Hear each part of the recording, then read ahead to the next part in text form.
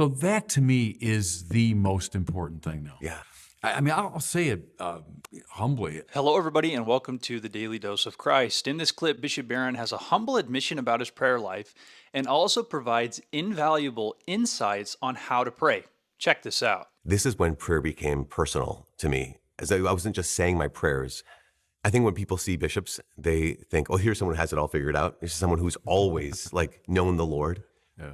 So the difference between saying your prayers, like we get taught our prayers, versus the difference of praying. Was there ever a time where you realized, okay, now I'm actually not just repeating, now I'm actually praying?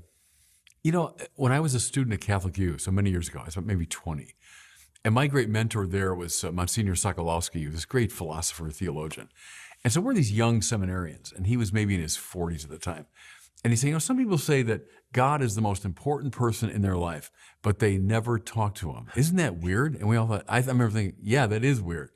And that prompted me, even though I wasn't obliged yet, I got the little one volume of the Liturgy of the Hours, and to pray that on a regular basis. Now, some of that is trying to work your way through the rote prayers and all that, and learn the ribbons. But I kept Sokolowski's words in my mind, like, yeah, that is weird. If I'm really saying God is the center of my life, God's the most important person in my life, but I'm not speaking to him regularly, that makes zero sense.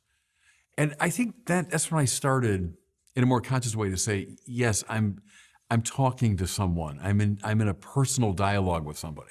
Was that with the Liturgy of the Hours, right? Yes, it kind of was that a way that kind of? Yeah, for me it was. And part of it, Mike, is the very discipline of it was good. Yeah. If you got a friend, and it's not like some terrible obligation, but you realize, no, I really need to spend time with this person. If I want to cultivate this friendship, it can't just be an abstraction like, oh yeah, he and I are great friends. Or no, you have to instantiate that. And the Liturgy of the Hours began to mean that for me. Like, okay, I'm going to regularly reach out to this friend of mine.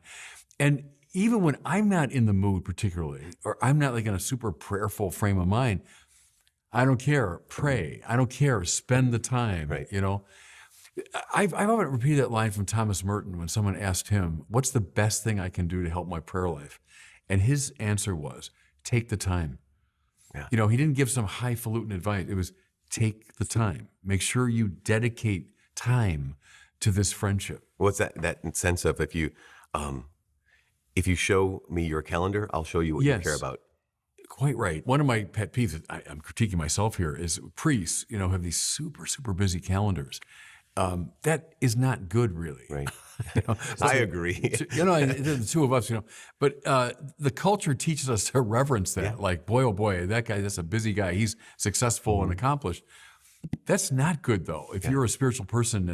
And that's why I see now, this is in relatively recent years, when I've gotten super dedicated to the Holy Hour.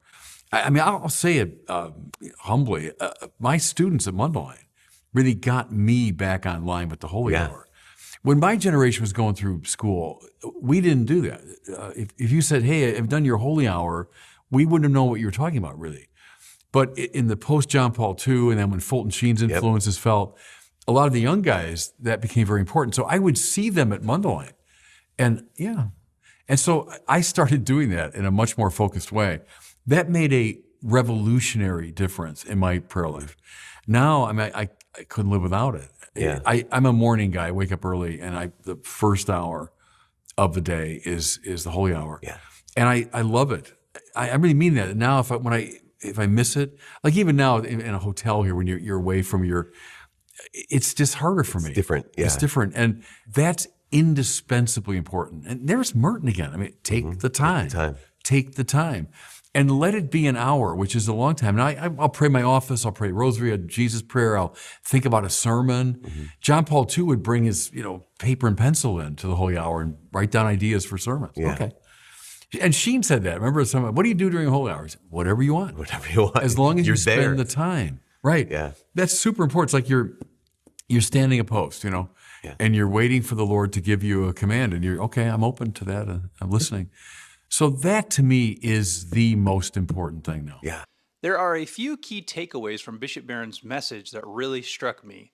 First, he reminds us that God is the most important person in our lives. If that's true, we will naturally want to talk to him. It sounds so obvious, yet how often do we overlook his presence?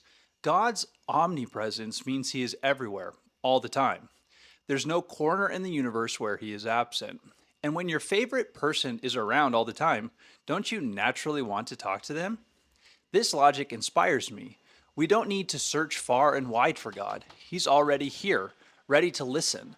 The Bible tells us, if my people who are called by my name will humble themselves and pray and seek my face and turn from their wicked ways, then I will hear from heaven and I will forgive their sins and will heal their land. Second Chronicles 7:14. What often blinds us to God's presence is pride and sin. When we forget that God is with us in the here and now, we need to repent, turn back to him, and pray. He will be our God if we are willing to be his people. Second, Bishop Barron highlights that the discipline of prayer is good for us. Whether we feel like praying or not, we should still do it. The discipline, the liturgy, the repetition, all of it is valuable.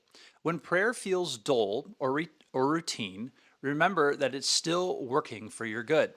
Prayer isn't about what we feel in the moment. It's about building a habit of connection with God. As C.S. Lewis once wrote, relying on God has to begin all over again every day as if nothing yet had been done. Discipline trains us to stay connected to God, even when it's hard. It shapes us into who we are meant to be. Finally, Bishop Barron emphasizes the need to take the time. This advice is simple yet profound. Many of us struggle to make time for prayer because we're so busy doing other things. And let's face it, busyness often leads to exhaustion. And when we're tired, prayer is the first thing to go.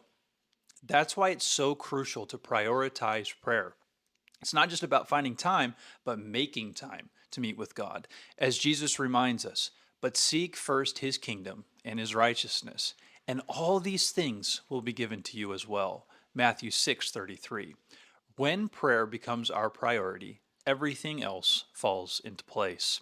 All right, that's all I have for this video. Please be sure to like and subscribe. And remember that Christianity is Christ, and without Christ, there is no Christianity.